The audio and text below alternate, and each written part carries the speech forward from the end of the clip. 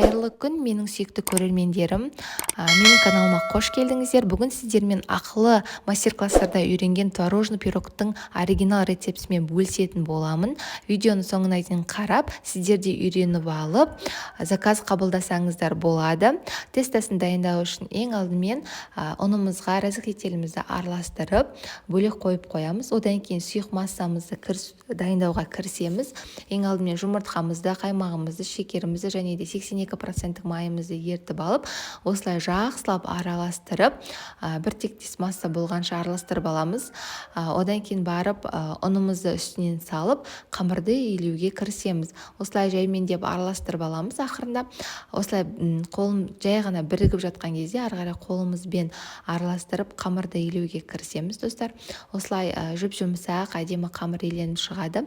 Дайын болған тестамызды салфанға салып, мұздатқышқа 15-20 минутқа немесе тоңазытқышқа жарты сағат пен 1 сағаттың көлемінде салып алсаңыздар болады. Одан кейін начинкасын дайындауға кірісеміз.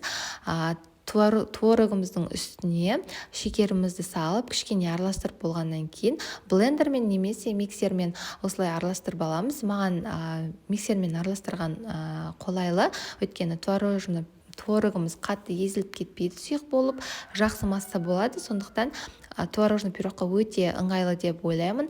Осылай массамызды дайындап қоямыз, начинкамызды. Қамырымызды мұздатқыштан немесе тоңазытқыштан алып, осылай кішкене ұн сеуіп жеріп, екіге бөліп аламыз. Бір бөлігін үлкендеу, бір бөлігін кішірек қылып аламыз. Үлкендеу бөлігін видеодағыдай әдемілеп жайып аламыз, достар. Видеодағыдай жайып, осындай формаға орналастырамыз. Осылай қатты жұқа емес, қатты қалың емес қылып жайып алып, формамызға орналастыратын боламыз. Формаға салғаннан кейін осылай қолдарыңызбен дұрыстап жүрсеңіздер болады, достар. Жұқа қалың жерлерін осылай әдемілеп дұрыстап аламыз. Одан кейін начинкамызды үстінен салып, бір тектес етіп жайып аламыз, достар. Барлығына бір тектес етіп жайылғанына көз жүгіртіңіздер. Осылай әдемілеп творогымызды орналастырып алғаннан кейін екінші кішкентай қамырымызды жаюға кірісеміз. Осылай екінші қамырымызды жұқа етіп жайып алғаннан кейін барып, жаңағы формамыздың үстінен, творогымыздың үстінен осы видеодағыдай кесіп, әдемілеп орналастырасыздар, достар. Қамырдың барлығын осылай кесіп, пирогымыздың үстіне орналастырып болғаннан кейін қамырымыздың жан-жағын дұрыстауға кірісеміз. Дұрыстау үшін қамырымызды қолымыздың ұшын видеодағыдай ұнға батырып, шет-шетін барлығын басып шығамыз. Ұнға батыру себебіміз қамырымыз және начинкамыз қолымызға жабысып қалмаудың алдын алады. Осылай шет-шетін дұрыстап болғаннан кейін таза тряпкамен өстіп сүртіп алсаңыздар, духовкада қарайып кетпейді, әдем болып пісетін болады.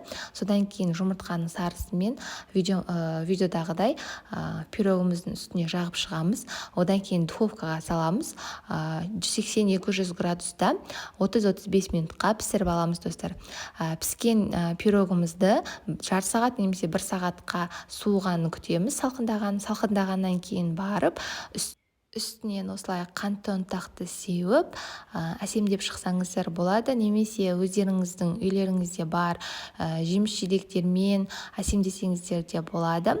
Осылай дайын болған пирогымызды видеодағыдай кессеңіздер болады, немесе өздеріңіздің қалауларыңызша формаға келтіріп кесіп алып, мен видеода көрсеткендей кондитерлік дүкендерде осындай кекстардың, пирогтардың сыртына кигізіп қоятын арнайы қағазшалар сатылады. Сондай қағазшаларды сатып алып, пирогты орналастырып бар дастарханға қоятын болсаңыздар, өте әдемі ашатын болады. Сондықтан осылай тарелкаға орналастыруды ұсынамын. Менің видеом ұнаса лайк басып, пікір қалдырып, достарыңызбен бөлісуді ұмытпаңыздар, достар. Мені қолдап, қазақша контенттің дамуына өз үлестеріңізді қосыңыздар. Сіздермен бірге болған Айпана ас болсын.